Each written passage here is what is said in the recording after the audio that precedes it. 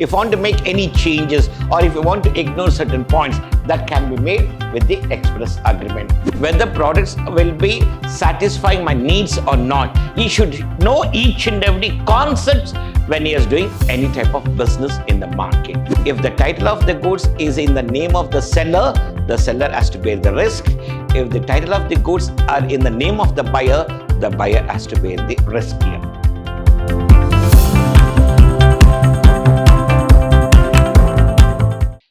Warm welcome to 4th Sem BCom students. The subject we're discussing, business regulatory framework. In our unit 1, we have discussed about Indian Contract Act, and in the unit 2, we are discussing Sale of Goods Act 1930. In our previous session, we discussed about the difference between the sale and agreement of sale and other concepts of sale and labor, sale of labor or the contract of labor. We have discussed the differences, whatever we have here. I'm Professor Rajesh L.R. from Department of Commerce and Management from Vidhyaashram College, Temple of Excellence. In the previous session, as I said, we have discussed about sale and agreement to sell, sale of bailment, sale and contract work and labor, and perishing goods, which are the perishing goods, condition and warranties. In today's session, we are going to discuss about the implied warranties, implied conditions, caveat emptor, passing of property or transfer of ownership, section 18 to 20, passing of property in specific or ascertained goods, passing of property in unascertained goods. This is the concept what we are going to discuss, and for examination point of view, there will be one question on either implied condition or caveat emptor for your examination purpose. So just go through that one and understand and get ready for your examinations. Implied warranties. What are implied warranties here? Implied warranties are those which the law presumes to have been incorporated in the contract of sale in spite of the fact that the parties have not expressly included them in a contract of sale. The following are the implied warranties in the contract of sale. They are saying that one, not with the concept of the person who is entering into the contract, the warranty has been added here. It is already included concept. Warranty as to possession means when we are going to enter to the contract here, when I'm going to make a contract with you people and I'll say that when I'm going to purchase the goods from you.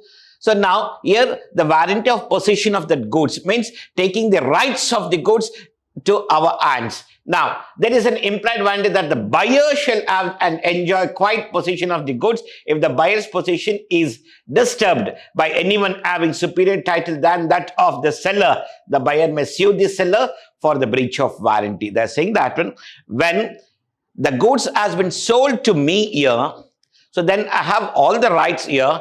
If the seller has sold the goods without intimating to me, to any other person, the person who's having the title of that one who comes and wants to occupy the goods or occupy the possession of the goods, he wants to take the rights of the goods. At that time, I have all the rights to file a case on the seller for making the breach of contract. Second one, warranty as to freedom from encumbrances means here there should not be forcibility by any party for the contract. The third party should not come and force me to enter into the contract and make that one to enter the contract only with the certain person only. You should not do any contract with another person. You have to do the contract only with this particular person. When they are saying that one, then it cannot be stand in for the long run. For example, here, there is an implied warranty that the goods shall be so free from any charge or encumbrance in favor of any third party. If the goods are found subject to some charge in favor of third party, the buyer may sue the seller for the damages. Here they are saying that when a third party is coming and forcing me to buy a product from you and I've purchased that product, and later if I come to know that one, there are lots of defects are there in the product, particular product, whatever you sold, I have all the rights to file a case on you people. There's a concept what we have, warranty as to freedom from it. Next one, warranty to disclose dangerous nature of goods. When we are buying any goods here, The seller has to clearly guide us what type of dangers it is there from this particular product in the usage or in the storage concept. If it doesn't guide us, and if it sells that one, if anything happens, the damages can be claimed by the buyer by filing a case on the seller. Warranty as to quality or fitness of usage of trade. There is an implied warranty as to quality of fitness for a particular purpose may be annexed by the usage of trade based on the usage of the business activities, whatever we have here, purchasing and selling the goods or commodities here. So now based on that, the quality should be maintained here. Next part, we have implied condition. It is presumed by law to exist in contract. They're saying that one, it should have certain conditions. It can be waived by express agreement. If you want to modify, if you want to make any changes, or if you want to ignore certain points, that can be made with the express agreement. Apply to sale of goods unless contract specifies otherwise. They're saying that one, this is going to be applied in all the contract of sale, the Sale of Goods Act. If we are not mentioning the part of condition, then we can leave the parts of the conditions, whatever. It is left to the buyer and the seller. It covers aspects like title, quality, fitness, and description of the goods. First one, we have a condition as to title. In case of sale, he has ownership and right to sell the goods. In an agreement to sell, he will have a right to sell the goods at the time when the property is to pass. So here, when we are making any goods are to be sold here, whether all the rights are there with me, right, where I can transfer immediately. The next part we have here, agreement to sell, where the right to sell the goods at the time when the property is to pass. In this concept, when I have to pass the title of the property to the buyer, whether after receiving all the installments or after fulfilling or satisfying the terms of the agreement. Sale by description, they have to clearly inform the type of business, whatever we are doing here, they have to clearly inform that. The type, what they are saying, sale by description, pin-to-pin information to be furnished in the agreement from the beginning of raw material conversion and its delivery and its payment and all the process of the concept what we are going to have in the sale of goods. Like buyer and the seller should have clear picture what it is happening and what it has to be done and how it can be proceeded. Next one, sale by sample. Sometimes the sales, whatever we are going to make, that should be made with the sample. So then there'll be no issues. And based on the sample, we can take the orders or we can make the agreements here. Based on that one, we can have the sales. Sale by sample as well as by description, both. With the help of sample, we are going to give the clear-cut picture that one, the process of sales, what we are making here, and how the goods will be delivered, when it will be delivered, how you can use the products here, and how you can sell the products in the market, and for how many days it can be stored in a particular place, and what type of storage capacity should be there, and what type of environment it should be there. Everything will be informed at the time of sale. Next, we have here condition as to quality or fitness. So they're going to say that based on the condition, there is no implied condition as to the quality or fitness for any particular purpose of goods supplied under a contract of sale. There is an implied condition as to the reasonable quality or fitness of goods. They are saying that I can't give you 100% quality or fitness of the product. There is no such rules, but up to certain level, the quality and fitness of the goods will be mentioned as a condition as per the agreement, whatever we have here. Next, we have here sale by description, condition as to wholesomeness. Sale by description, already said that one, where we are going to clearly inform how the product can be sold and what is the number of days it can be stored, for how many days it can be there, and what is the usage, and what is the life of the commodity, and what type of storage it is required, whether it requires cold storage or normal storage, and what type of environment it should be there for the product to be stored and sold in the market. The term Next one is called caveat emptor. The caveat emptor is a Latin word which means let the buyer beware. Means the buyer should know each and every concept here. Before entering into contract with the seller, he should have certain knowledge of the contract as well as the information about the sales, what they are doing. It implies that while purchasing the goods, the buyer must be cautious, means he should be very cautious. That means he should be knowing that what type of product they are selling and that product is dangerous or not. Whether the products are sold by the person are the quality products or not. Whether products will be satisfying my needs or not. He should know each and every concept when he is doing any type of business in the market. In simple words, it is not the seller's duty to give the buyer the goods which are fit for a suitable purpose of the buyer. It is not the duty of the seller to inform the buyer to use certain products. It is the duty of the buyer to know that what it is required. For what purpose the product we are buying, whether it is good for me or not, whether it is going to satisfy the needs of the buyer or not, whether this is perfect for the present requirement or not, whether I can afford for this one or not. Everything the buyer should know that not by the seller is going to guide the things, what the buyer has to do.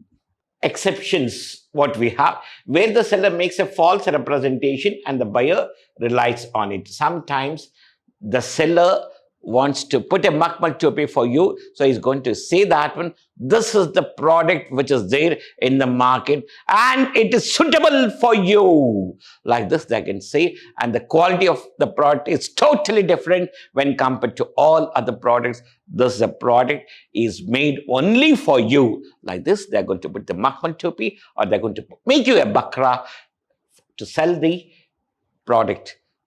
Don't think in a different way. The word I've used here, it is just to say that how they make us fool.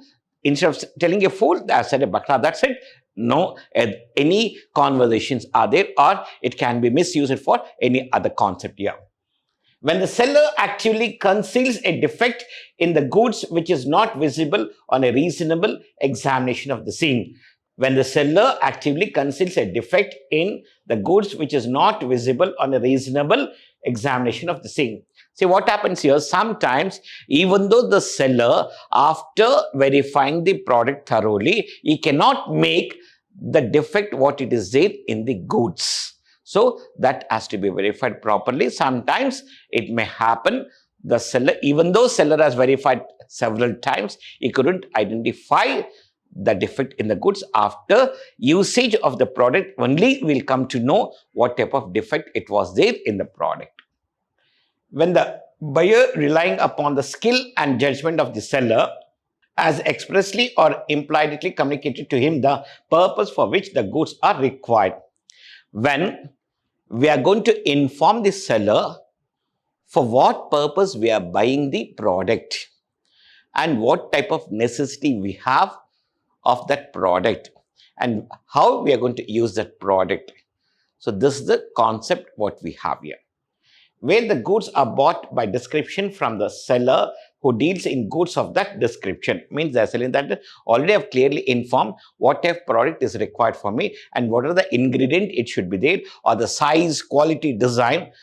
And if the seller is selling similar to that one or equal to that one or the same product what it is required for me, at that time, we should be aware of that one. Next, we have here passing of property or transfer of ownership, section 18 to 20. Risk follows the ownership whether the delivery has been made or not. If the goods are lost or damaged by accident, then the loss falls on the owner of the goods at the time they are lost or damaged. They're saying that the person who owns the title of the goods, he will bear the risk of loss or damage when the goods are transited or before the transit or after the transit. If the title of the goods is in the name of the seller has to bear the risk. If the title of the goods are in the name of the buyer has to bear the risk here. When there is a danger of the goods being damaged by the action of third parties, it is generally the owner who can take action.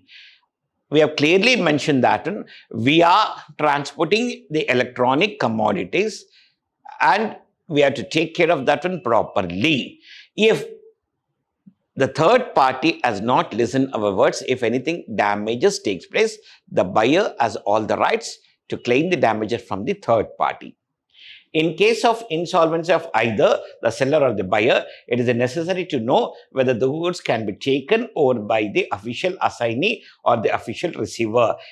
It will depend upon whether the property in which the goods was partly adjudged insolvent. When either the seller or buyer is going to become insolvent, in such cases, the official appointee or assignee, the person, the liquidator, or the person who has been assigned to verify whether the seller is really an insolvent person or not, or whether the buyer is an insolvent person or not. And if everything is good, means if he is already called as an insolvent, at that time, whether we can claim the goods or not, whether it is in the claiming position or not, what type of product has been sold to the buyer or what type of goods has been bought by the buyer. So like this, we are going to check and then we are going to take the rights of the property.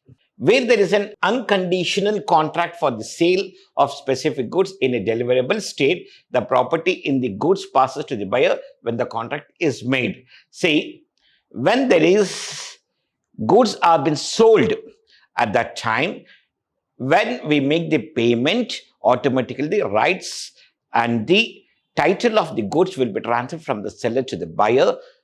In such cases, the buyer should know that whether the goods are in the deliverable stage or not.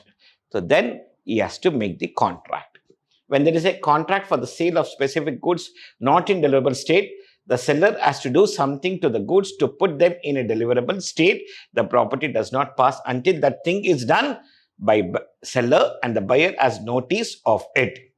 Means here they are saying that when the seller knows that still it is not converted into finished product, okay, the rights or the title of the goods cannot be transferred in the name of the buyer. They can make an agreement after completion of the process of finished goods, then he can transfer the title of the goods. Until that he cannot do anything. The buyer also verifying that and he also know that the product is still in the process of conversion. Passing of property in specific or ascertained goods.